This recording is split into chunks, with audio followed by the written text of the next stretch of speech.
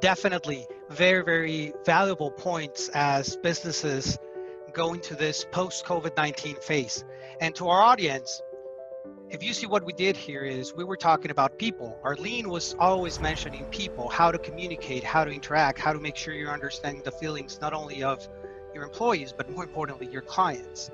Then you had Jaime, talking from a business perspective, him as the leader of the Illinois Hispanic Chamber of Commerce, being in constant touch with businesses, the immediate needs of let's get money, let's get capital, hey, let's survive this first weeks, but now let's plan into the future.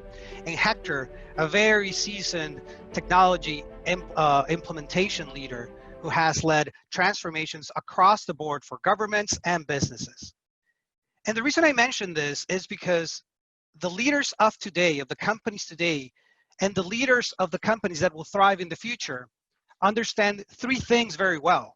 The first one is their business. They know how their business makes money. The second one is they understand current technology. And I don't mean technology by understanding how to configure it or how to create it, but the impact of technology on their business. And the third one, which to me is more important and the most difficult one of them all, is they understand people. They understand their clients and they understand their teammates so that they can drive change forward. So we're going to recap what we just mentioned, what we just heard from Jaime, Arlene, and Hector, and provide you a little bit of perspective as you're thinking of transforming your business. On the second week of March, NEP PANOA released the COVID-19 playbook. We released it as soon as we started going into quarantine. And we guessed, based on the information that was out there, that we were going to be in quarantine for at least 12 weeks, right? 10 to 12 weeks. Right now, we're either on week 11 or week 12, depending on where you are joining us. And right at the beginning, we talked about immediate reaction. Where's your cash flow? How to get capital? Who do you need to get in touch with? We talked a lot about communication. You need to communicate with your clients first and foremost, also with your suppliers, with your people. But now as we get towards the end of COVID-19 and we're thinking of re-engaging in business, this is where keeping your eyes and ears open to identify opportunity, to understand what comes next. One of the most difficult things to do in business is try to predict the future. It's even more difficult to try to drive it. And that's what businesses will be doing now. Jaime mentioned it very, very well. He said, you need to transform your business. You, a restaurant owner, perhaps it's not going to be brick and mortar anymore. Perhaps it's going to be takeout.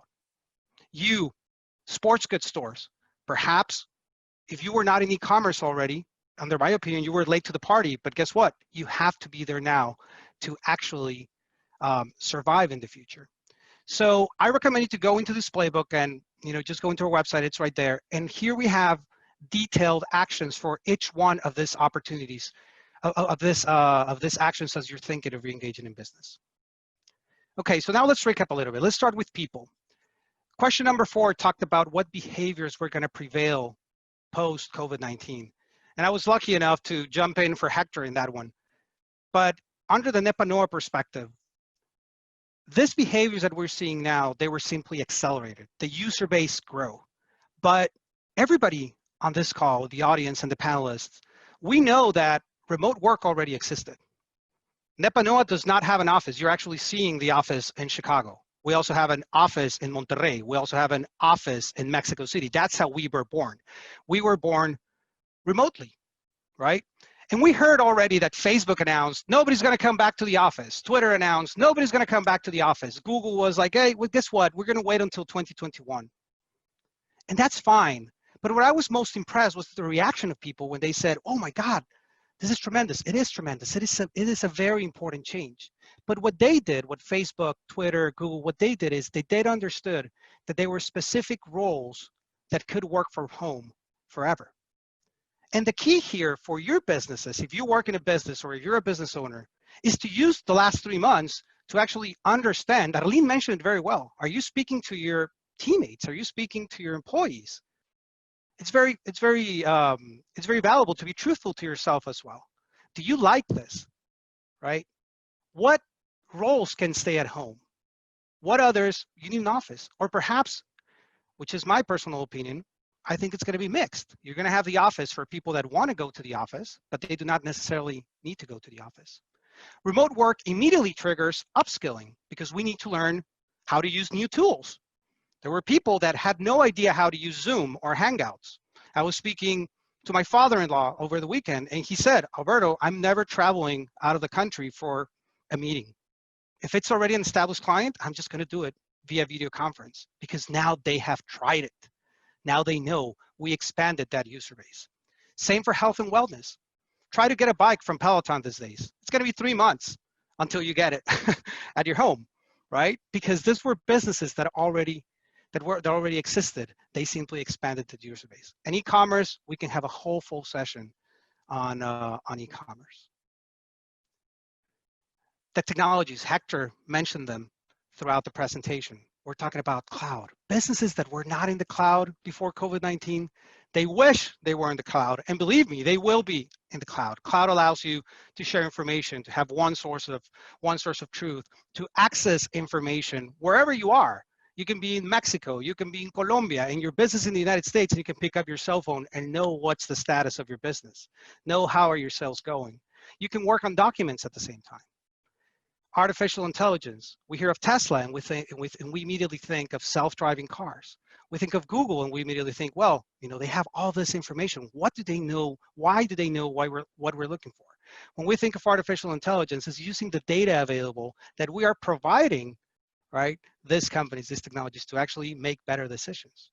The most basic form of artificial intelligence, Hector touched on it, it's automation. He said it. He said, hey, look into your processes, drive efficiencies. You have to look at it from a technology perspective. And being able to automate all these processes many of your processes, many of your operational processes will be able to drive the future for you as you reduce cost and you become more efficient. Virtual and augmented reality, Live Nation, Formula One, ATP Tour, WTA, Liga MX, right? I mean, in Mexico. You saw all this entertainment companies and businesses go into virtual and augmented reality like that. Yes, they were very immature and perhaps not the experience that we wanted, but it was a fantastic time to test, as Arlene mentioned, test, test, test. For the last 3 months, businesses have been testing because guess what? We're in the middle of a crisis. So people are receptive to change. So even if you fail, it's like, okay, well, you're trying, try it again next time, right? So when we think of virtual and augmented reality, that's what immediately comes to mind. And Internet of Things. We all know of Internet of Things from the refrigerator, from Nest, from Ring, from different products that allow you to see who's outside your home or the temperature at your house, right, when you are not there. But if we put this in a business setting, if we take it to a manufacturing facility, we can now have machines that tell you what the temperature is. We can now have machines that tell you, hey, you need to maintain me because you haven't maintained me in X number of months and I'm being used more than I used to. So the way that we see it, these 4 technologies, because there's many more, but these 4 technologies are going to drive the behaviors of the future. And nowadays, we all need to learn how to speak technology. It's a must. Every transformation will be driven by business, people, and technology. And finally, the business mindset that will drive the next 18 to 24 months. And I'm going to be very brief because I know I want to leave some time for questions at the end. We talked about it, business continuity and risk management. We need to forecast. We need to understand what's our cash position. We need to be very smart on where we're spending every cent. That's just the nature. That's a human nature of not knowing what's going to happen. So I need to take care of what I have. Now we're driving to strategic cost reduction. And here people immediately go into, okay, I'm going to stop traveling. I'm going to stop spending marketing dollars. And you know what? It's not the case. You shouldn't immediately go and just cut expense for cutting expense. You need to reevaluate your business and understand where is it efficient for you to spend. You have to be efficient in your spending. The CEO of Airbnb released a beautiful letter, tremendously empathetic when they had to let go about, I think it was a third of their workforce. While the empathy was fantastic, I was more intrigued by the actual process of how they did this. And he explained it very, very well. He devoted 2 paragraphs to it, stating, we did an analysis and we understand our core business for Airbnb and what is going to drive the future. And that's what we will be investing on. The people that are working in that core piece of business for Airbnb and what they will focus over the next 18 to 24 months, they will continue to invest there. And what they didn't focus on was on other things. Diversification of business. Think of Amazon. If Amazon would not have gone into delivering groceries before, would they be able to do what they're doing today? Think of Uber, who is unfortunately not having a good time from the rides perspective, but from the Uber Eats perspective, they're actually thriving. What would have happened if they would not have diversified their business into those areas? So businesses should start thinking into diversifying, into going into different arenas.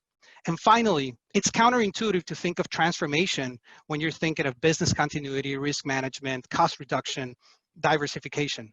But in the end, it is the best. It is the best time to actually transform your business. And if you're thinking of the continuity of your business and managing risk, you have to transform because the rules of the game have changed. Companies that are not agile are like Goliath. Remember the story of David and Goliath? They're big, they're strong, they're stable. But when you change the rules on them, they can really move quickly enough to adapt. Companies that are agile are like David, right?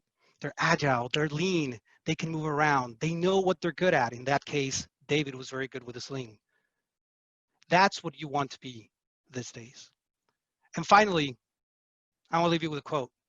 Businesses that solely focus on surviving are doomed to fail. Perhaps they will not fail during COVID-19, but believe me, they will fail afterwards because they didn't adapt. Businesses that plan, test, very important, test, and ultimately invest in the future will not only survive, but they will thrive. That was it, Anna. I think we recapped it and we can open it for questions right now. Thank you, Alberto. So we received a couple of questions in advance to this meeting, but I know we have been receiving some during the meeting. So the first one is, what kind of opportunities can be identified with the implementation of the USMCA as a result of the pandemic? And the second part of this question is, are there any sectors that could benefit from USMCA more than others? Yeah, so those are fantastic questions. First of all, I was very glad to learn that the US, Mexico, and Canada governments continue to work throughout COVID-19 to release USMCA and make it official that it's going to be implemented on July 1st. I think that the mentality that they had was, well, as we re-engage in business, let's do it under these new rules. Of course, that impacts some industries more than others. For example, the auto industry, as they're coming back into business and you put new rules into them, it's not, it's not ideal for them as they're trying to adapt, but we'll see what happens there. But I think it was very positive to see that announcement because it unites the North American region even more. And to the second question about specific industries, I think, it's going to be the auto industry that's going to have the most changes. You have some changes in textile, very small changes in agriculture. But here's the key around USMCA for specific industries. When you think of digital trade and e-commerce, USMCA, it was really a modernization of NAFTA, right? And when you think of digital trade and commerce, it has specific changes that enable more trade digitally and via e-commerce between Canada, United States, and Mexico. So I do believe that now it's not going to be only a thing of, hey, we're in e-commerce and we only sell in the United States. Now that expands Mexico and Canada for American companies into also being a market that they could attend to. Also for Canadian companies trying to sell into US and Mexico, and of course for Mexican companies selling to US and Canada. Thank you, Alberto. And then we had another second question that we had in advance, and it's, will SMEs find attractive USMCA, particularly after the pandemic? Or maybe you already definitely started answering that. I mean, if you guys don't mind, I can take that as well. When you think of small and medium-sized businesses, well, thinking about digital trade in particular, right? The de minimis value to go across the border for digital trade increase, if I recall correctly, was to $2,500 from $500 that it was before. But when you think of small and medium-sized company, trade between US, Canada, and Mexico should go up. The region should consolidate. And also for businesses that are starting, it's not only for trade or being part of a supply chain, but actually looking to those markets to sell into. One of the main changes from Mexico for 20, 25 years ago when you had NAFTA to today is that now Mexico is also a market it's not only a labor hub for manufacturing, now it's also a market that you can sell into being an American company. That's my perspective. Jaime, Arlene, Hector, I don't know if you want to add anything else.